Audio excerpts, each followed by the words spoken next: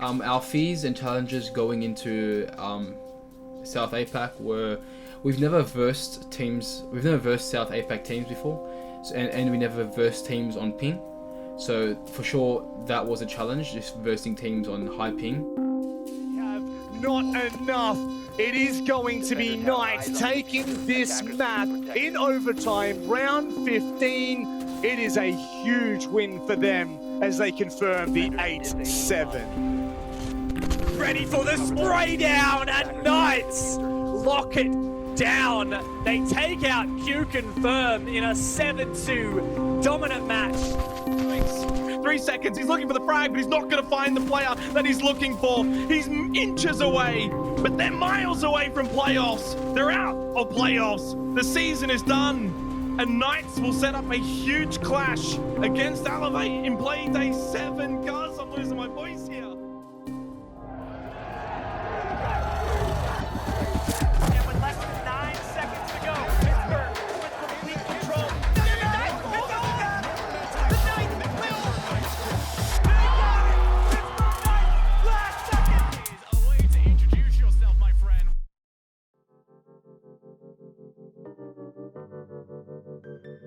The thickest Siege operator would have to be Gridlock. She's really thick. Probably Gridlock. The thickest Siege operator.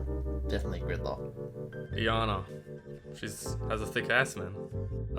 Thickest Siege operator is probably Ella. That's definitely going in the video, that one.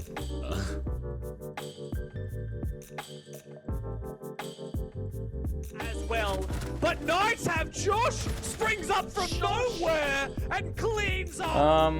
So I bounced around with like a couple names in the past, but like when I wanted my family to find out, I didn't want to have like a cringy name or something, so I just basically just took the one letter out of my name and then went with that. The wall bang is going to get him down, and now out from Juicy. Oh, the double! Quick transfer. Mine came from the original photo I had when I first came, which was just a Beetlejuice photo, and it slowly just morphed into Juicy. That's all. He will be retraded. Sage is playing unbelievable tonight in the big moments. He is stepping up. My gamer tag is just my last name plus 2 letters, O and N. I just thought it sounded cool when I was younger. Stuck with it. Not working out. Dino finally does get an answer back, and actually a double to even it out to be 3 versus 3. I got my gamer tag.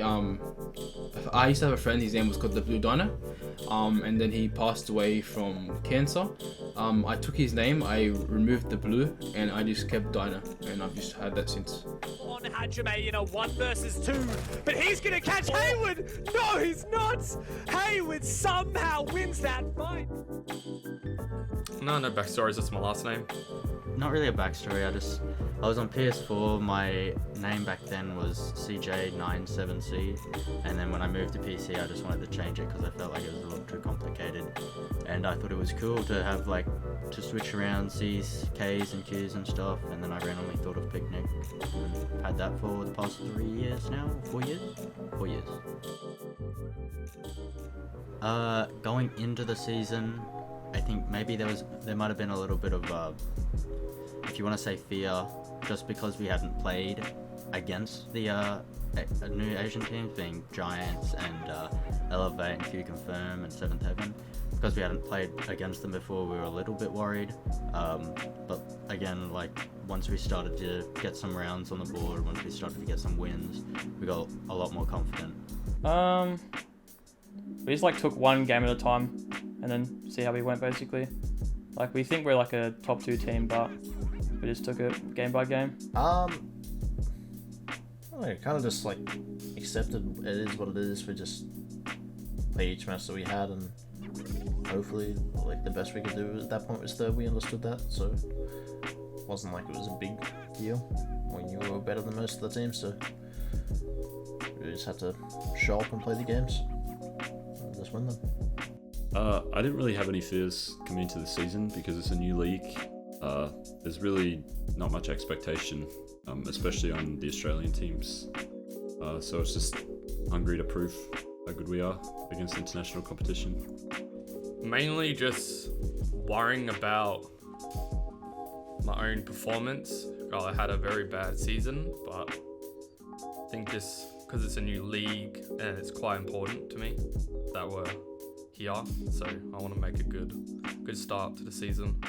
We were scrimming a lot of Asian teams to kind of prepare ourselves, because obviously we moved into the APAC League, or APAC South League, and we played more Asian teams, and we started to get more of the hang of how to counter those teams and how to play against them. So I personally was pretty confident, and as we progressed through the season, it just got better and better.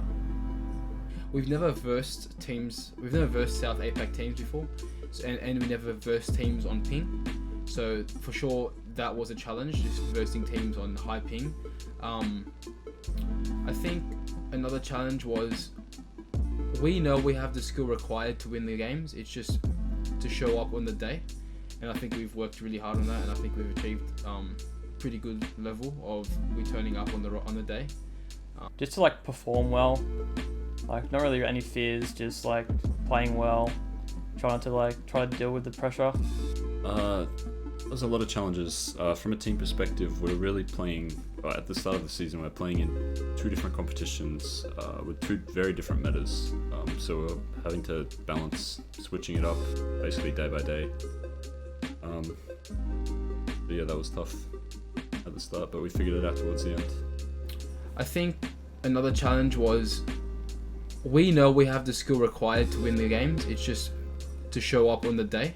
And I think we've worked really hard on that, and I think we've achieved pretty good level of we turning up on the day. This guy, double swing this guy. I can kill. I'm going green. Sage can kill. Go, Sage. Not dead. Oh, let's fucking go. Yeah, boy! Sage, they're both there. Fucking vault. Yeah, I know. Oh my god. Oh my god, I killed Dino! I don't give a fuck! I'm gonna have a heart attack. You boys are inside! Let's go! I'm lightheaded. How does it make me feel? I'm happy. When he screams, sometimes it hurts my ears, but most of the times he's screaming for a good cause, so I just let him do it. It's a funny thing anyway. It's a good thing. So yeah, I don't mind it. Honestly, it's just too good. Like, you always expect it, but he always brings something new. Breaks his mic. Like, it's just, I don't know, makes me feel good. It is very obnoxious, but I understand it fully. He's just, I don't know. At this point, if he didn't do it, it'd be weird. You just take the headset off and just let him do it. It's funny. Just shows how much he loves it. It's great. Hypes everyone up. It's actually quite funny. Lifts the mood a bit. But he only normally screams like right at the end of the game, so like and it's over, so we don't have to stress. Mainly just hype us up, and it depends as well. Like if it's either in South or OCN, I don't really do that in OCN. I don't really say anything. In South is a bit different. But yeah, mainly just do it because it's good to celebrate.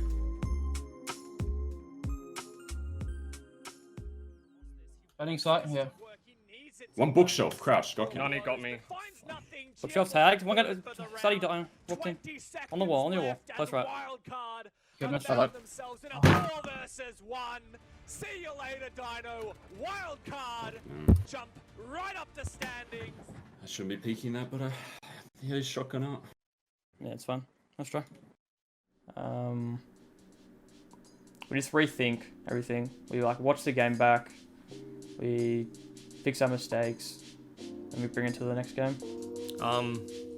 Depends how we lose. If we just lose because of ourselves not performing on the day and not doing anything right, guess we write it off and just come with a clean mind for the next game and not worry about what happened that game and focus on the future. But if it's more performance based, we'll look at it, see what like our strategy and what was wrong and people's mistakes and individual mistakes, and then just work on that before our next game. it obviously sucks, but you just have to look at what you did wrong.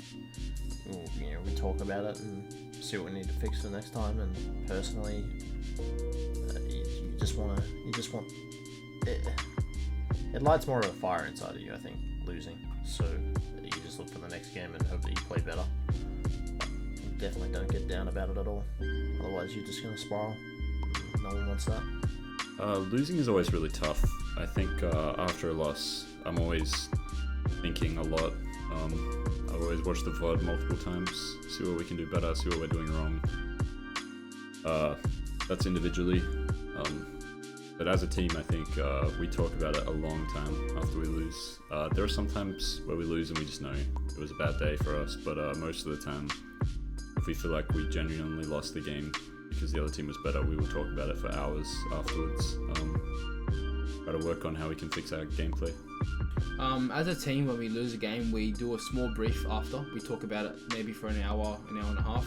And then we go for the night. We watch it again by ourselves. And then the next day we come and we speak about it properly. Like we properly debrief round by round why we lost this round and how to fix it for next time. And personally, when I lose a game, it depends what games. If it's a finals and we lose it, of course I'm very, very like I'm more sad. But I think for playing Siege for as long as I have, which is since 2018, I think one thing I've learned is when you lose a game, you learn a lot more from when you win a game. So it's like when you lose a game, it's like a hidden disguise. So lately when I lose a game, I'm still very sad, but I get over it really fast.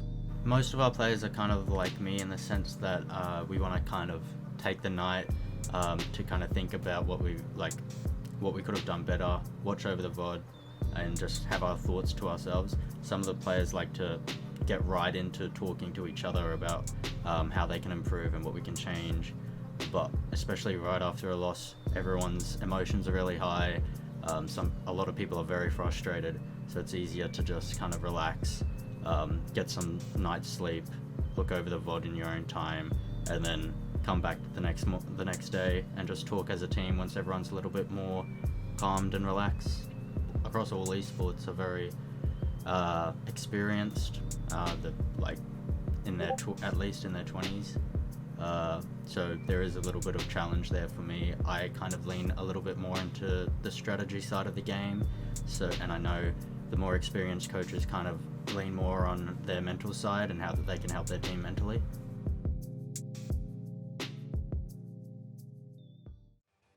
Take control of the game, not let them dictate the pace.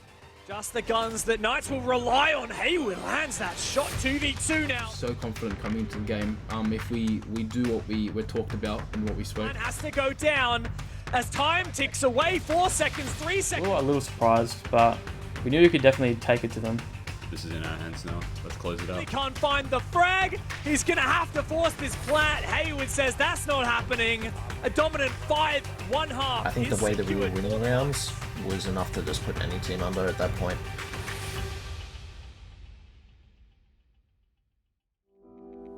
This is the same Xbox recorded gameplay of the G36C used by Ash. Garbage. That guy gets it. This is what it feels like to have an amazing clip, but have no skin. We can help. Now this right here, this is something. This is something to feast your eyes on. Good clips, something interesting to look at besides the default gray or elephant skin. This is true gameplay to the max. See, isn't that more pleasing to look at? Look how shiny that is. Don't be the same boring old Ash player. Pick up the Night Strip today and start living that luxury life.